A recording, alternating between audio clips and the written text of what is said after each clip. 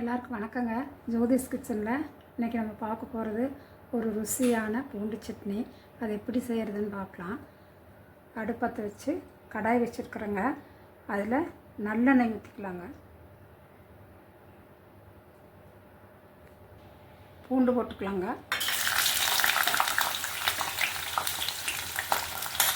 நல்லா பூண்டு நல்லா வதங்கிடுச்சுங்க.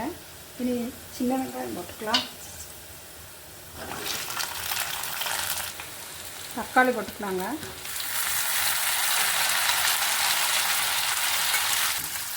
வரமிளகாய், புளி கொஞ்சம் போட்டுக்கலாம். வரமிளகாத்தூள் ஒரு 1/4 ஸ்பூனுங்க. உப்பு போட்டுக்கலாம். எல்லாமே நல்லா வணங்கிடுச்சுங்க. நம்ம அடுப்பு ஆஃப் பண்ணி ஆற வச்சு அரைச்சிட்டு வந்துடலாங்க.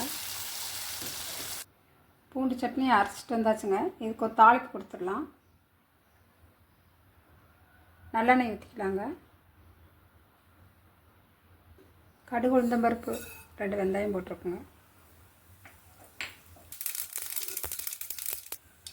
2 கருவேப்பிலை போட்டுக்கலாம். தாளிச்சாச்சுங்க. ருசியான பூண்டு சட்னி ரெடி ஆயிடுச்சுங்க.